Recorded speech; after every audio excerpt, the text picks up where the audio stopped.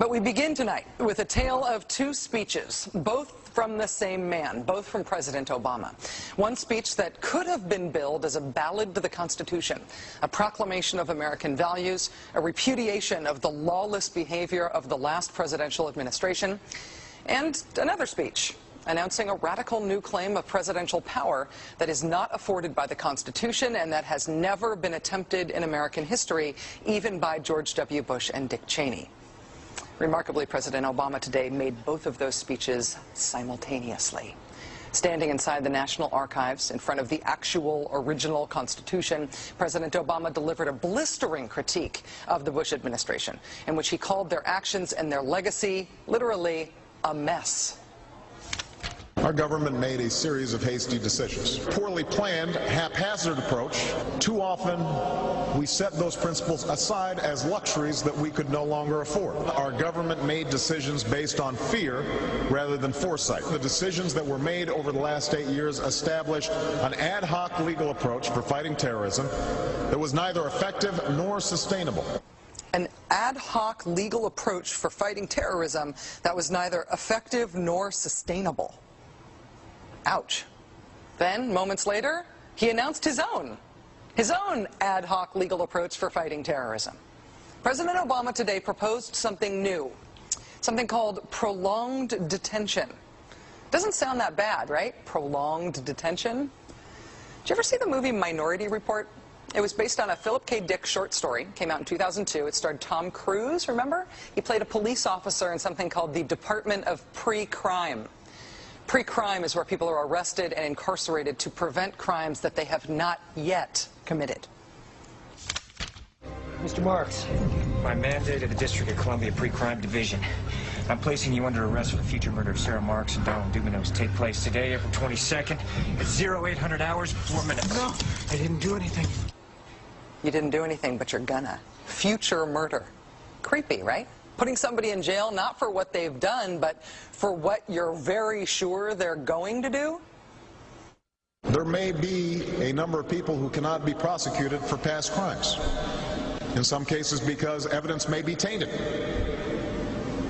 but who nonetheless pose a threat to the security of the United States. We're not prosecuting them for past crimes, but we need to keep them in prison because of our expectation of their future crimes.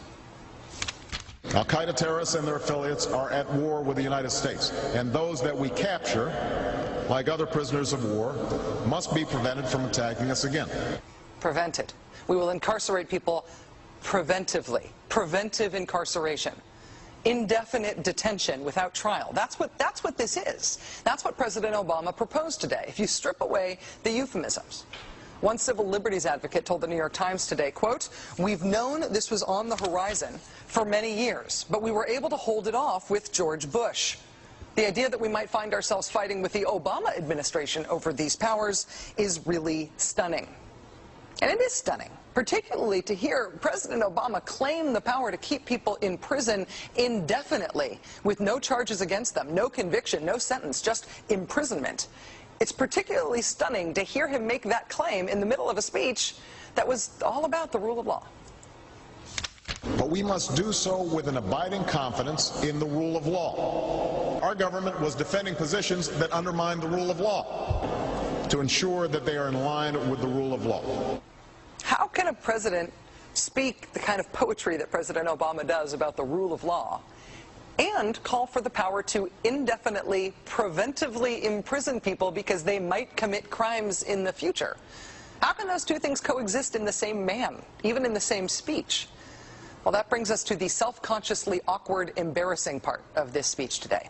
After condemning the Bush administration for what he called their ad hoc legal strategy, for trying to make things seem legal that patently weren't, this is what President Obama proposed. My administration has begun to reshape the standards that apply to ensure that they are in line with the rule of law. We must have clear, defensible, and lawful standards for those who fall into this category. We must have a thorough process of periodic review so that any prolonged detention is carefully evaluated and justified. Our goal is to construct a legitimate legal framework for the remaining Guantanamo detainees that cannot be transferred. Our goal is not to avoid a legitimate legal framework. In our constitutional system, prolonged detention should not be the decision of any one man. If and when we determine that the United States must hold individuals to keep them from carrying out an act of war, we will do so within a system that involves judicial and congressional oversight. And so going forward, my administration will work with Congress to develop an appropriate legal regime so that our efforts are consistent with our values and our Constitution. You'll construct a legal regime to make indefinite detention legal. You will, what does he say? Develop an appropriate legal regime. So you can construct a whole new system outside the courts, even outside the military commissions, so that you can indefinitely imprison people without charges. And you'll build that system from scratch. What's that somebody said about ad hoc legal strategies? Just for context here, in the United Kingdom, where there isn't even a Bill of Rights, there's been a major debate about whether people can be held in preventive detention. Former British Prime Minister Tony Blair wanted 3 months to be the outer limit for how long anyone could be held. There was a big political fight about it. Parliament ended up limiting that power to 28 days. 28 days is still the longest period of preventive detention that's allowed under law in any comparable democracy anywhere in the world. How long would President Obama's proposed preventive indefinite detention last? Well, he's not saying yet, but here's how he defines the threat that he says makes indefinite detention necessary. Right now in distant training camps and in crowded cities, there are people plotting to take American lives. That will be the case a year from now, 5 years from now, and in all probability 10 years from now. 10 years from now. So you could get arrested today and locked up without a trial, without being convicted, without being sentenced for, say, 10 years until the threat of your future criminal behavior passes? Prolonged detention, he's calling it. This was a beautiful speech from President Obama today with patriotic, moving, even poetic language about the rule of law and the Constitution, and one of the most radical proposals for defying the Constitution that we have ever heard made to the American people.